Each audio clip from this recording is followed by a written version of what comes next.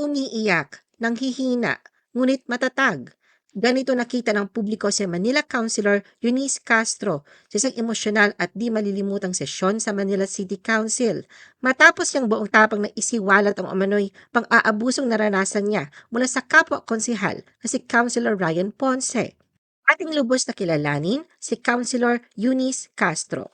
The Philippine Showbiz List presents Sino si Eunice Castro, ang Manila Councilor na biktima di umano ng pang-aabuso? Eunice is the rising Gen Z voice of Manila politics. Sa puso ng Sampaloc, Maynila, isang bagong henerasyon ng leader ang patuloy na umaangat. Si Eunice Castro, isang Gen Z, na patunay na ang edad ay hindi hadlang sa tunay na paglilingkod bayan. Si Eunice ay kasalukuyang City Councilor ng 4th District ng Manila City. Ngunit bago pa man siya maging opisyal ng lungsod, matagal na niyang pinatunayan ang kanyang kakayahan sa pamumuno. Bilang dating SK Federation President, SK National Federation NCR Director at dating Barangay Chairman, dala ni Eunice ang malalim na karanasan at puso para sa serbisyo publiko. Sa panahon kung saan ang karamihan sa kanyang mga kaedad ay abala sa social media trends at digital lifestyle, si Eunice ay abala sa pagtulong, pagbabago at pag-angat ng kanyang komunidad. Kilala siya sa pagiging approachable, progresibo at may malasakit sa kapwa. Noong nagdaang May 2025 election, muling tumakbo si Eunice bilang City Councilor ng 4th District ng Manila City. Dala ang sigaw ng bagong henerasyon, transparency, inclusivity at innovation sa pamahalaan. Nais niyang ipagpatuloy ang mga advokasya para sa kabataan, edukasyon, kalusugan at makabagong pamumuno na tunay na tumutugon sa pangangailangan ng bawat Manilenyo. Eunice is the leader who chose to return for her country. Si Eunice ay piniling iniwan ang maginhawang buhay sa Canada upang ipagpatuloy ang kanyang calling, ang maglingkod sa sariling bansa. Maaaring pinili ni Eunice ang isang komportableng buhay sa ibang bayan.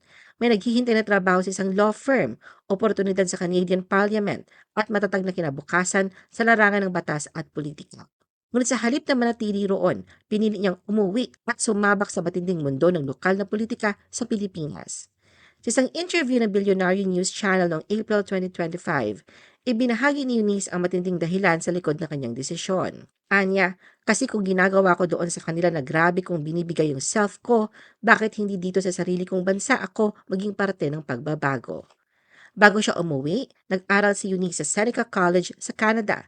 Nag-intern para sa 2 miyembro ng Provincial Parliament at tumulong sa isang federal campaign noong 2024.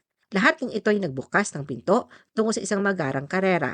Ngunit sa gitna ng mga alok, pinili niyang sundin ang tibok ng puso, ang maglingkod sa Maynila. Anya, mas gusto ko yung calling dito sa akin kasi nandito ako sa sarili kong bansa magsiservisyo. Hindi naging madali ang desisyon, maging ang kanyang mga magulang na nagtagumpay sa negosyo ng real estate ay nag-udyok na manatili na lang siya sa Canada. Pero para kay Eunice, na nagsimulang maglingkod bilang SK leader sa edad na 16, walang kapantay ang kasiyahang dala ng serbisyo para sa mga kababayan. At nang tanungin kung may pagsisisi ba siya sa kanyang piniling landas, mariin niyang sagot, "No regrets, love your own."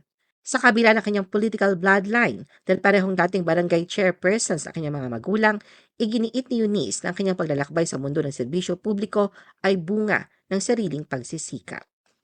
Eunice has a loving and supportive sister, pambansang Yubab.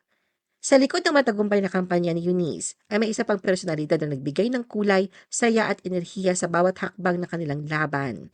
Ang kanyang kapatid na si Yulene Castro, mas kilala online bilang pambansang Yubab. Si Yulene, isang kilalang TikTok influencer, ay hindi lang basta supporter, siya ang life of the campaign. Sa kanyang malawak na social media reach at nakakaaliw na sense of humor, naging masaya at puno ng enerhiya ang bawat barangay na pinupuntahan nila. Mula sa house-to-house visits hanggang sa campaign rallies, dala ni Yulene ang kanyang likas na kwela at karisma na agad kinagigiliwan ng mga mamamayan. Habang si Eunice ay seryosong nakikipag-usap tungkol sa plataporma at proyekto para sa 4th District ng Maynila. Si Yulene naman ang nagbibigay ng positive vibes, nakikipagbiruan, nakikipag-selfie at ginagawang mas magaan at mas masigla ang bawat pagtitipon. Hindi rin nagpahuli si Yulene sa pagsuporta pagdating sa gastusin at logistics ng kampanya. Tulad ng isang tunay na kapatid, todo-todo ang tulong niya mula sa likod ng kamera hanggang sa kalsada ng Maynila. At nang dumating ang pinakahihintay na sandali, ang proklamasyon sa Manila City Hall, naroon mismo si Yulene, puno ng saya at pagmamalaki sa little sister. Nang inanunsyo ang pagkapanalo ni Eunice bilang isa sa mga bagong city councilor ng 4th District ng Maynila, sabay silang umakyat sa stage, magkahawak kamay at nagyakap sa gitna ng palakpakan ng mga supporters. Eunice was allegedly harassed multiple times by a fellow councilor. Sa isang emosyonal at di malilimutang sesyon sa Manila City Council kamakailan, buong tapang na isiniwalat ni Eunice ang umano'y pang-aabusong naranasan niya mula sa kapwa konsehal na si Councilor Ryan Ponce.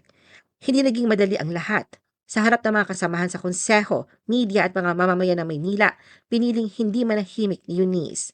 Sa kanyang privilege speech na puno ng damdamin at lakas ng loob, ipinahayag niya ang sakit, takot at galit. Ngunit higit sa lahat, ang tapang na lumaban para sa dignidad ng bawat babae. Anya, sa mga kapwa ko babae sa lungsod ng Maynila, sa buong Pilipinas at sa buong mundo, hindi nyo kailangang magpanggap para tratuhin ng tama. Hindi kayo nag-iisa. Hinihikayat ko kayong lahat. Huwag mangamba, huwag magsarili, huwag mag-isa, huwag magkulong at huwag matakot. Wala dapat tayong ikahiya. Dapat tayong tumindig laban sa mga taong abusado, tinatayuan, tinatawag at nilalabanan sa tamang paraan. Mabilis na kumalat sa social media ang kanyang talumpati at bumuhos ang suporta at simpatya mula sa mga netizens, lalo na sa mga kababaihang nakarelate sa kanyang pinagdadaanan. Councilor Ryan apologized to Eunice over harassment issue. Matapos ang mainit at emosyonal na issue ng umano'y pang-aabuso sa pagitan dalawang miyembro ng Manila City Council, humingi ng tawad si Councilor Ryan Ponce kay Councilor Eunice sa harap ng konseho at publiko. Sa kanyang pahayag, pinili ni Councilor Ryan na huwag ipagtanggol ang sarili, bagkus ay umamin sa pagkakamali at buong kababaang loob na humingi ng kapatawaran. Ayon sa kanya, aminado siyang may mga nasabi at nagawa siyang nakasakit, hindi lamang kay Eunice, kundi pati sa kanyang pamilya. Buong kababaang loob niyang tinanggap ang kanyang pagkakamali at humiling ng kapatawaran mula sa kanyang kasamahan. Tahimik ang bulwagan habang ipinapahayag ni Councilor Ryan ang kanyang paghingi ng tawad, bagamat hindi pa malinaw kung tinanggap ni Eunice ang nasabing paghingi ng tawad ni Councilor Ryan. Ano ang masasabi mo sa video na ito? Mag-like o mag-react at huwag mahiyang mag-comment. For our YouTube viewers, huwag kalimutan mag-subscribe at i-hit ang notification button. At para sa aming Facebook viewers, mag-like at follow sa aming Facebook page para updated ka sa mga showbiz chika. Thanks for watching!